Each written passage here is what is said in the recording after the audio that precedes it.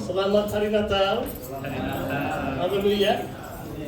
Saya sangat bersyukur kepada Tuhan karena dapat hadir bersama-sama dengan saudara malam hari ini merayakan Natal walaupun baru 1 hari bulan November. Inilah kita merasmikan kebiasaan SIB lah, kita begitu bulan 11 bulan Natal sudah begitu ya, sampai ujung tahun. Haleluya.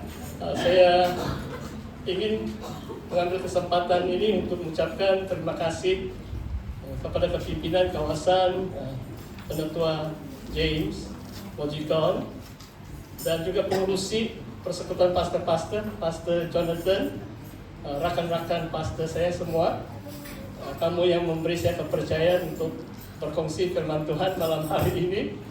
Dan terima kasih kepada tuan rumah, diwakili Pastor Indira, Penatua David, yang saya sudah kenal mungkin 25 tahun yang lalu sampai hari ini. Memang Penatua James pun sudah mungkin 30 tahun ke atas, di antara kawan yang paling lama di Kota Kinabalu. Saudara, saya juga ingin, sebelum saya lupa, pengurusi Majlis Gereja SIB Beverly Hills, Penatua Samin, juga remind saya tadi, tolong sampaikan salam kepada kita semua. Dan dia ada urusan mendesak di kampung, sebenarnya dia besar hati mau hadir. Semalam kami sama-sama dalam persekutuan doa di Beverly Hills. Dan terima kasih juga perkenalan MC tadi. Mau dekat genap sudah 1 tahun saya melayani di SIB Beverly Hills. Saudara, mari kita buka firman Tuhan dalam Injil Yohanes. Saya akan mengungsikan beberapa bahagian firman Tuhan dengan tema tertera, yaitu terang yang bercahaya di dalam kegelapan. The light shines in darkness. Kalau dalam bahasa Inggris, Yohanes, Injil Yohanes bab 1 ayat 1. Banyak mungkin saya baca firman Tuhan, tapi cuma uraikan beberapa poin utama. Pada mulanya adalah firman. It's a famous verse. Firman itu bersama-sama dengan Allah, dan firman itu adalah Allah.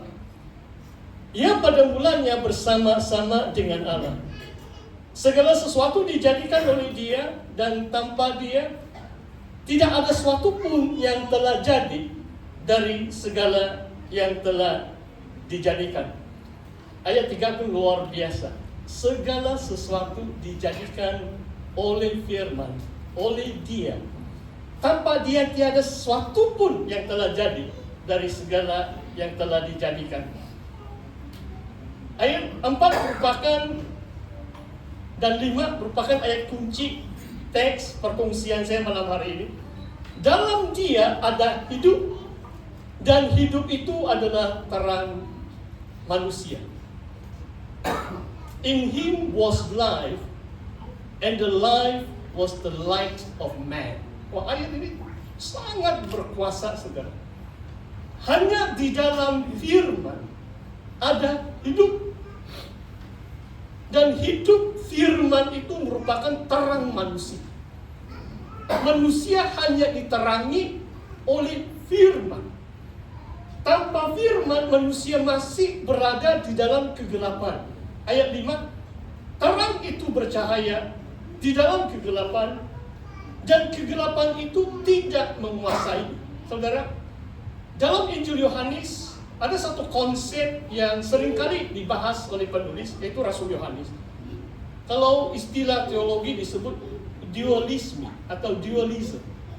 Ada dua pola, seolah-olah bertentangan satu dengan yang lain. Terang lawan dengan kegelapan atau gelap. Terang itu bercahaya di dalam kegelapan.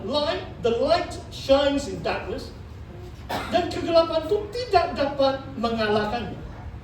Maksudnya dalam dualistic worldview, Yohanes yang menulis Injil ini, memang kegelapan masih beroperasi, masih berkuasa. Namun kegelapan itu tidak bisa, tidak mungkin mengatasi atau menguasai terang yang sedang bercahaya. Terang ini adalah firman.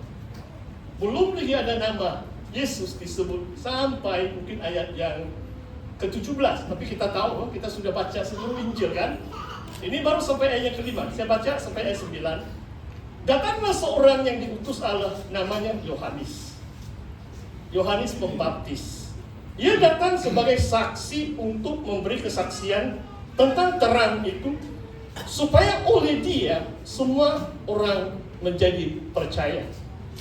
Kalau ayat 6 dan 7 merupakan dasar pelayanan kita selaku hamba-hamba Tuhan. Tuhan tidak berbicara langsung kepada manusia. Dia mengutus seorang manusia, yaitu namanya Yohanes. Peranan Yohanes adalah memberi kesaksian tentang terang itu, tentang firman. Yohanes memberi kesaksian tentang terang itu supaya oleh Yohanes, oleh pelayanan Yohanes Pembaptis, semua orang menjadi percaya. Bahkan dalam Injil yang lain mengatakan Yohanes dipanggil untuk memperkenalkan Yesus kepada umat orang Israel. Yohanes membaptis supaya mereka bertobat, mereka mengaku dosa-dosa supaya mereka layak untuk menerima Sang Mesias. Ia bukan terang itu. Yohanes bukan terang, tetapi ia harus memberi kesaksian tentang terang itu. Kali yang kedua mengatakan Yohanes bersaksi tentang terang itu. Terang yang sesungguhnya yang menerangi setiap manusia sedang datang ke dalam dunia. Ayat ini pun sangat berkuasa sebenarnya. Di mana mengatakan firman yang merupakan terang itu, dia sedang menerangi setiap orang sedang datang ke dalam dunia. Biasanya kadang-kadang manusia, kadang-kadang kalau ditanya, adakah manusia yang mencari Allah atau Allah yang mencari manusia? Saya bukan berpihak kepada satu ekstrim mengatasi ekstrim yang lain. Memang benar juga manusia juga mencari Tuhan. Tetapi dalam konteks ayat ini, terang itu sedang datang ke dalam dunia. Maksudnya Tuhan Yesus sampai hari ini oleh firman-Nya masih datang ke dalam dunia kepada manusia supaya mereka mengenal Dia, menerimanya, diterangi oleh Dia. Sebab hanya di dalam Dia adalah terang manusia. Hanya di dalam firman adalah hidup. Tanpa Yesus tidak ada hidup yang sejati. Wah, itu pun sangat luar biasa. Nah, saudara, saya tanya, mungkin kalau anak-anak yang dibesarkan dalam keluarga Kristen, mana satu hari atau tarikh yang paling penting sepanjang tahun dalam kalender lah? Coba kamu renungkan, coba kamu jawab. Pastor tidak akan, maksudnya saya lah, pengkhotbah malam ini. Saya sudah terbiasa panggil sendiri pastor. Mungkin rakan-rakan saya, pastor saya pun lebih kurang sama. Sebab, ya, apakah tarikh yang kamu rasa paling penting? Hari jadi? Christmas? Tarikh ulang tahun perkawinan? Kalau saudara tanya dengan saya, tarikh yang paling penting bagi saya adalah hari bulan di mana saya masuk pelayanan penumasan. 1 hari bulan Desember 94. Sama ada saya bersama keluarga atau rekan-rekan yang lain, saya selalu merayakan. Maksudnya saya akan, hari itu saya akan sangat memuji, memuliakan Tuhan. Sebab seperti dalam ayat yang ke-6 dan yang ke-7, karya Tuhan dalam dunia ini adalah melalui hamba-hamba yang Tuhan panggil. Biasanya dia tidak pakai malaikat pun kan. Memang malaikat menyatakan diri juga beberapa kali dalam kitab Perjanjian Baru. Tetapi biasanya cara kaidah Tuhan bekerja adalah melalui manusia biasa yang Tuhan angkat, Tuhan pilih menjadi saluran berkat-Nya, menjadi saksi terang itu, firman itu, Tuhan Yesus itu. Supaya kalau orang itu percaya akan message Injil itu, mereka akan diterangi, mereka tidak perlu lagi hidup dalam kegelapan, melainkan mereka beroleh hidup yang sejati di dalam Yesus. Hanya di dalam Dia adalah hidup, dan hidup Yesus itu merupakan terang manusia. Tanpa Yesus hidup dalam kita secara pribadi, manusia masih berada di dalam kegelapan. Saudara, sebelum saya beralih kepada firman Tuhan yang lain, kalau saudara baca ini sepintas lalu, 7 kali perkataan light dalam 9 ayat, cahaya atau terang itu. Itulah kata kuncinya, melebihi perkataan-perkataan yang lain. Maksudnya, kalau message Natal berdasarkan prolog Injil Yohanes, firman itu atau Yesus datang sebagai terang, menerangi manusia. Memang sebelum saya beralih kepada bagian yang lain, seperti yang saya katakan, selain daripada dualisme, dua pola yang bertentangan, satu kaidah penulisan Rasul Yohanes juga adalah double meaning.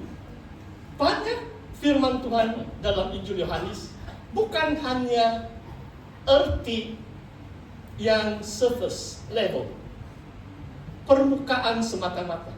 Ada satu pengertian yang lebih dalam. Tadi saya banyak kali bicara tentang terang dan kegelapan. Kegelapan itu bukan hanya tiada lampu, tidak ada terang. Dalam Injil Yohanes melambangkan kuasa dunia ini, kuasa dosa, kuasa si jahat. Itulah kegelapan. Nanti kita akan lihat bersama. Mari kita lihat sekarang dalam 2 Korintus bab yang keempat, saudara. Ini kata-kata Paulus. Memang saya suka, kadang-kadang saya sekarang di gereja Bentley, saya khotbah eksposisi 1 Korintus. Tapi malam ini, tadi Yohanes, sekarang Paulus. Kadang-kadang orang katakan mungkin teologi mereka berbeda. Kalau saudara baca bahagian ini, firman Tuhan itu utuh, saling memperlengkapi satu dengan yang lain. Apa yang diajar Yohanes tidak jauh beza dengan Paulus. Walaupun mungkin perkataan atau penekanan teologi dia ada kelainan sedikit. Saya bacakan 2 Korintus 4 ayat 1. Oleh kemurahan Allah, kami telah menerima pelayanan ini. Karena itu kami tidak tawar hati, tetapi kami menolak segala perbuatan tersembunyi yang memalukan. Kami tidak berlaku licik, tidak memalsukan firman Allah. Sebaliknya, kami menyatakan kebenaran dan dengan demikian menyerahkan diri kami untuk dipertimbangkan oleh semua manusia di hadapan Allah. Saudara, kalau 2 ayat ini untuk rekan-rekan pastor saya yang hadir pada malam hari ini, termasuk para penetua juga. Kita adalah tim dalam kepimpinan atau penggemelan sidang jemaat kita. Coba kamu lihat apa kata Paulus. Menyerahkan